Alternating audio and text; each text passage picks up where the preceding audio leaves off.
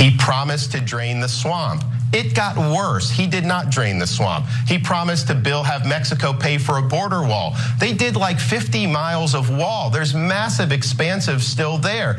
Looks like Florida governor and Republican presidential candidate Ron DeSantis is finally getting a little more comfortable taking jabs at Trump after noticing his campaign is on life support. Let's watch more of what he has to say because he doesn't hold any punches. He said he was going to eliminate the national debt. They added almost $8 trillion to the debt in 4 years. And of course, in 2020, he turned the country over to Dr. Fauci, and those lockdowns and the borrowing and printing really sent us on a bad course. So that was DeSantis speaking to Howard Kurtz on Fox News. And what's interesting about the statements he was making there is he was obviously taking jabs at Trump, calling him out by name. He didn't hold back. And it's different from the previous attempted jabs at Trump that were a lot less, let's say, candid, a lot less transparent about the failures of the Trump administration, at least in the eyes of Ron DeSantis.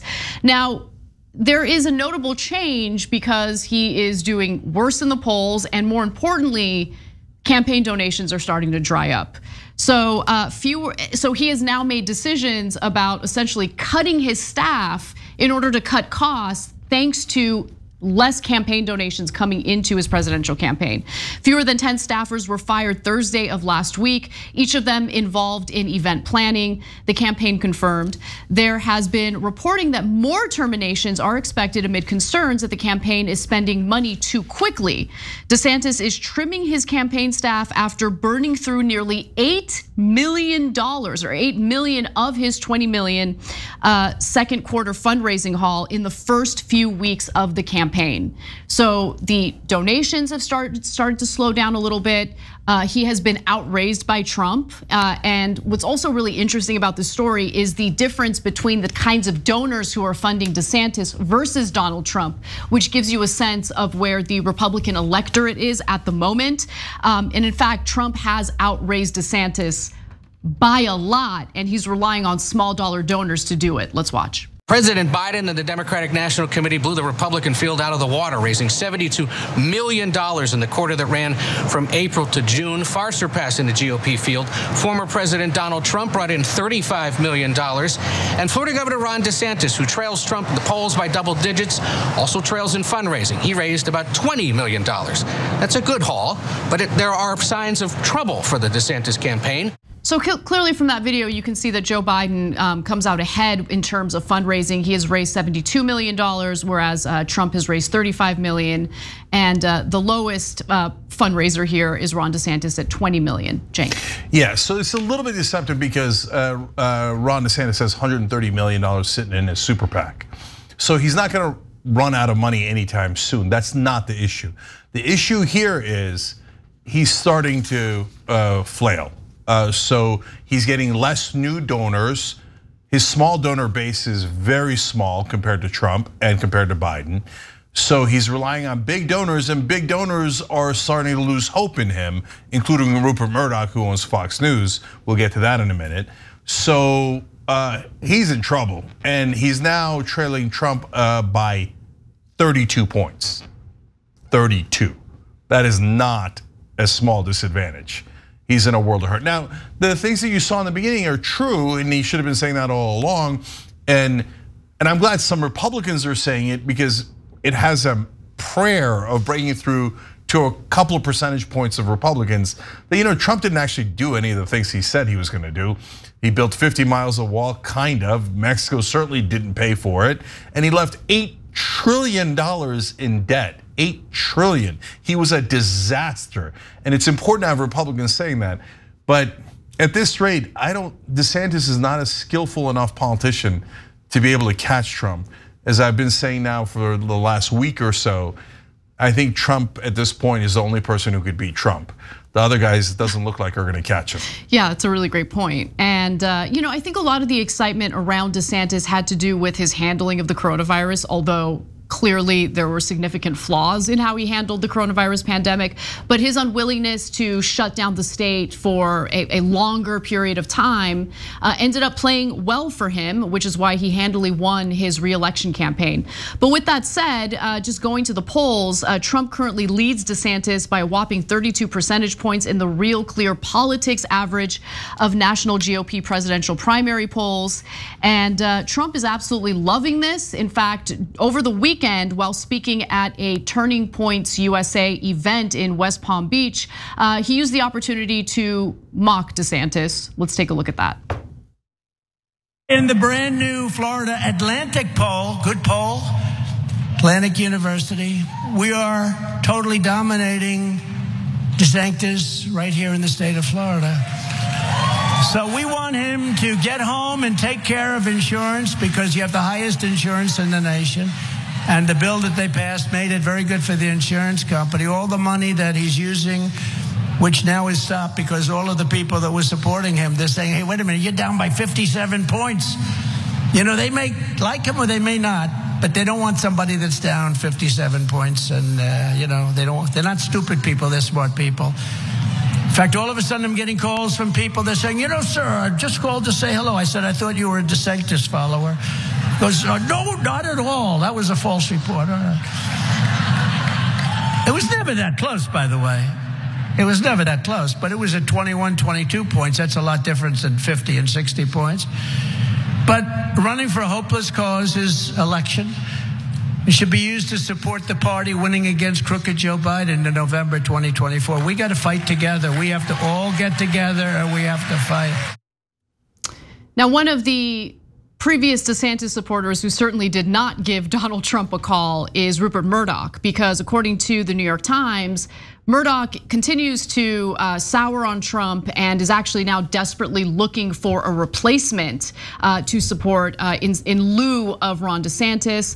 According to the Times, Murdoch has privately told people that he would still like to see Governor Glenn Youngkin of Virginia enter the race, according to a person with knowledge of the remarks. And he has made clear in private discussions over the last 2 years that he thinks Trump, despite his popularity with Fox News viewers, is unhealthy for the Republican Party. So he's looking for anyone else to support and prop up so Trump doesn't win the Republican primary. But I don't even think a media mogul like Rupert Murdoch has the ability to do that. No, they've actually lost that ability and they don't realize it. So guys like Murdoch are the ones that pushed DeSantis into the race in the first place, because Murdoch had soured on Trump a long time ago. Because what does Murdoch and the other donors want? They want multinational corporations to get everything they want, lower taxes, more immigrants let in so they could pay them lower wages. But I agree with letting more immigrants in, but not for their reasons. Yeah, not to exploit them. Not to exploit them, but to actually treat them decently, etc. But there's all these different things that they're in favor of, and Trump has given them a lot of it, and that's why in the beginning they held with him until he passed a giant tax cut for the wealthy and for corporations, and they love that. Then when Trump started to accumulate more power for himself and not share it with the donors, then they started getting very upset. So they then give DeSantis a ton of money to run against Trump, and they think, well, we've done this 100 times before. We give the money to DeSantis, and then all of our media says DeSantis and not Trump. And we saw it, and we showed it to you guys so you can see it with your own eyes. All the Fox News hosts all of a sudden softballs to DeSantis. DeSantis is great, DeSantis is great. Trump, we're a little problematic, we're a little worried about Trump, etc. And Murdoch thought basically through media and money, I could buy the election like I always do, right? And me and my buddies in the Republican donor class. Well, they miscalculated. Now, the media, including right-wing media, including Fox News, is not as strong as it used to be. Because now there's so many other forms of media that a guy like Trump, who already had the spotlight and who was already president, has escape velocity. They cannot rein him back in. He already has too much followers and too much other alternative media that cover him.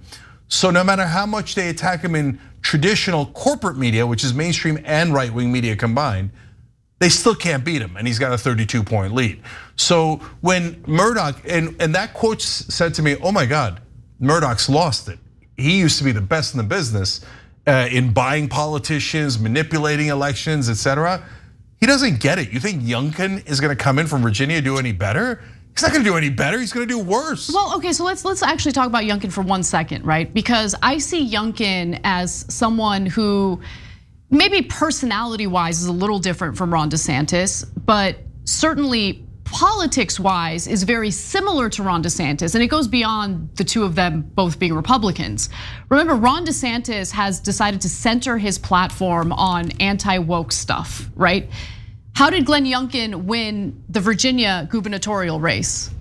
By focusing his campaign on anti-woke rhetoric. Yep. So what exactly would differentiate Glenn Youngkin from Ron DeSantis in the Republican primary should he decide to enter? And is Glenn Youngkin able to overcome the entertaining charisma that Donald Trump provides for his supporters? Exactly. No chance. Yeah, so Glenn Youngkin is a laughable, option. Yeah, the fact that Murdoch doesn't understand that shows you, oh wow, this is a hell of a moment. The owner of Fox News and the Republican donor class have totally lost touch with how politics works in this day and age. So remember, everybody's got different bubbles. And in the Republican donor bubble, they're like, what do you mean? We just get a standard fake corporate politician. They give us everything we want, but they give the masses some red meat, but some of which they halfway do, but as long as it's not too harmful, and half of which they're not gonna do. But the bottom line is, it's like a good-looking guy, and he says the pro-corporate stuff, and we feed him with money, and we get the Fox News guys, and secretly Joe Scarborough and the MSNBC guys go, oh, legitimate, super credible, we're really worried about him. He's, oh my God, he's probably better than Trump, right? And then we win. Those days are gone. So sorry, that kind of stuff isn't gonna work. Now guys, don't think we're in favor of Trump. I want Trump to lose that primary super badly. And a lot of people disagree, and they say, oh, DeSantis is worse. No, Trump is definitely worse. He almost ended our democracy. He might end it next time. But you have to report things as they are, not as you wish they were. Objective reality matters, and objective reality is he has increased his lead and has an overwhelming lead. That's reality. And to your point, Cenk, about the threat of Donald Trump should he win the Republican primary and beat, assuming Joe Biden is really running for re-election, if he beats Joe Biden, right? During that very same speech at a Turning Point USA event over the weekend, he talked about how he plans to consolidate even more power in the executive branch by doing away with the independence of other government agencies. And like he detailed it and was very, very clear about how he wants to solidify executive power should he get reelected. So he already has his eye on dismantling our system of checks and balances just based on what he said in that speech alone. So just something to keep in mind as we move forward with this election. We're just giving you the details of what's transpiring in the GOP primary. Doesn't mean that since Trump's doing really well that we support Trump. It's just how things are playing out. In fact, quite the opposite. Look, you know me, I'm confident, and many people would say overly confident. I think I know how to beat Trump. But these guys ain't it. And do you see any Democrats trying to beat Trump? They're not even trying. They're like, oh, let the Republicans try. Well, they're losing by 30 points. It's amazing because they're underestimating him again. How could you underestimate him again? It's amazing. Are you insane? Look, one of the Democratic nominees should nominate me Trump czar and let me go to work, okay, taking this guy down, because these rookies don't know how to do it. But that's not gonna happen. So they're all gonna flail around, and it looks like both the Republican side and the Democratic side are going to make the same exact mistakes they made in 2016. I remember it being 2015, right around now, but they had already done a couple of debates, so maybe a month from now or so in 2015. And I said, oh my God, this guy's gonna win. And everybody was like, Trump's not gonna win. I'm like, guys, he has like a 20, 30 point lead, and he's killing him in the debates. They're like, no, don't believe your lying eyes. No one in the cocktail party circuit likes Trump. Okay, and here we are making the same exact mistakes. Thanks for watching The Young Turks, really appreciate it. Another way to show support is through YouTube memberships. You'll get to interact with us more. There's live chat emojis, badges. You've got emojis of me, Anna, John, JR, so those are super fun. But you also get playback of our exclusive member-only shows and specials right after they air. So all of that All you gotta do is click that join button right underneath the video. Thank you.